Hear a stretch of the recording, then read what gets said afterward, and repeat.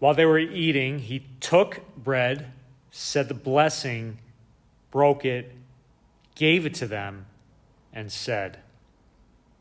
Those 4 words, took, blessed, broke, gave, some say are the 4 most crucial words of the Bible, of our lives. We know they symbolize the Eucharist. Jesus took the bread, blessed it, broke it, gave it to us. We say it at Mass. You also see those 4 words repeated throughout the New Testament. Jesus does that at the multiplication of the loaves and fishes when he feeds the 5,000, the 7,000. Those 4 words are specifically used. They're used again specifically on the road to Emmaus after the resurrection when Jesus appears to those 2 disciples and he has dinner with them that evening. Takes the bread, breaks it, blesses it, gives it to them. That's when their eyes are open.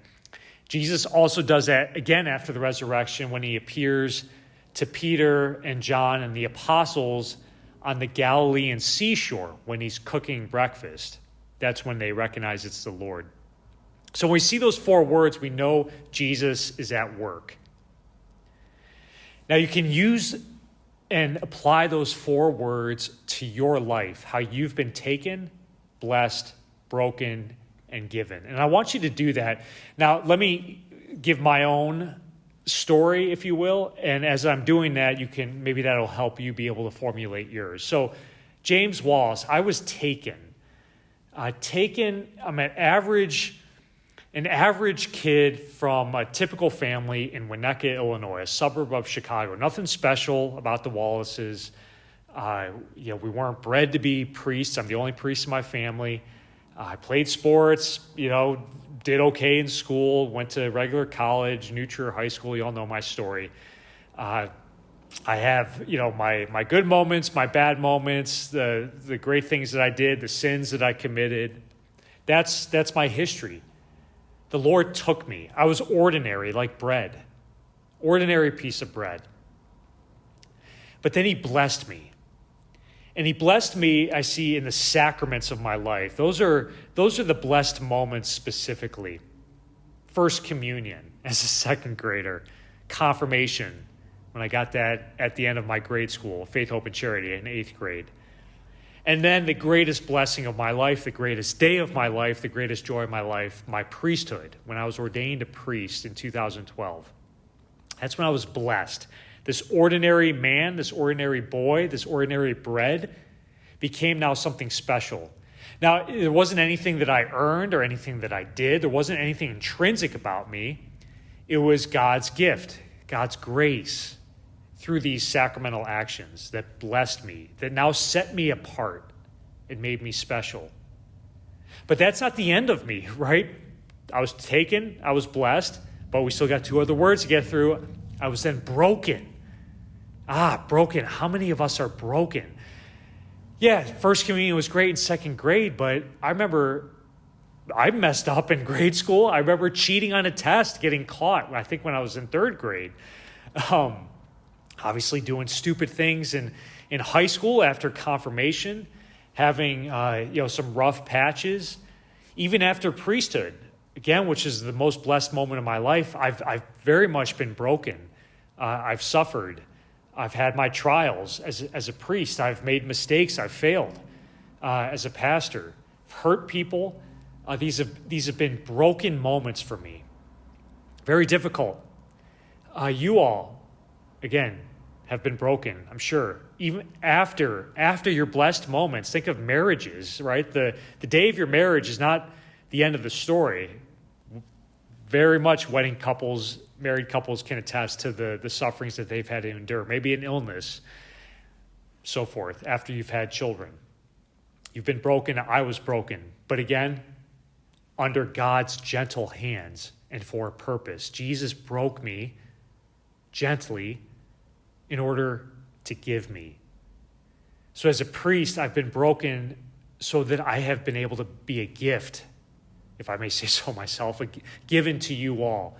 So through my broken humanity, through my priesthood now, in my preaching, in my administering the sacraments, in my administering, governing the parish and other administrative functions that I have in the Archdiocese, I am a conduit for God's grace to you all, to the people with whom I come in touch. So I'm given. I'm not for myself. I don't have these things just so I can live a comfortable life in the rectory and sit back with a cold beer. No, I'm given out. And so too with each one of you, blessed and broken, you're meant to be given to others. Jesus, God, did the same thing, not just with you and not just with me, with our ancestors in the faith. Look at Abraham, the father of Israel, taken out of Ur, brought into the Holy Land. Blessed when he's made the father of all the nations. His descendants will be as numerous as the sands of the seashore. He's broken, Abraham is, when he's tested having to sacrifice his son Isaac.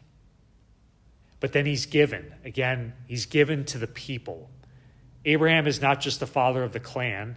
He's the father of Israel, the patriarch of the faith. How about Moses? We have him in our first reading today. Moses, taken, his story is he's a murdering, angry young man, and he's in hiding in Midian. This man who's filled with pain and his story is taken and then blessed by God when he sees God in the burning bush. Now Moses is going to be set apart. And then God will bless him further when he's able to perform the plagues to set the people free. But then Moses is broken, is he not, when he's wandering for 40 years in the desert? Very terrible trial for Moses as the people complain against him. His faith is tested. He's not able to get into the promised land. But he's given. He becomes the prophet, arguably the most important person of the Old Testament, along with David and Abraham, precursor to Jesus. In fact, this first reading is the story of, so Moses has received the law atop Mount Sinai, the Ten Commandments. Taking the law, Moses comes down to the base of the mountain. He gathers the Israelites together, and he gives them the law. The Israelites accept it by saying here, we have the line, we will do everything that the Lord has told us. That's Exodus 24:3. That's the Israelites accepting the law. And then Moses confirms their acceptance, or he ratifies their acceptance, sealing it when he sprinkles them with the blood. The blood, of course, precursor to the Eucharist, Jesus' body and blood. So friends, in just a few moments, when you receive communion, the Eucharist, Christ's body and blood, this is the sealing or the acceptance of you being taken, blessed, broken, and given for your salvation and the salvation of the world. Amen.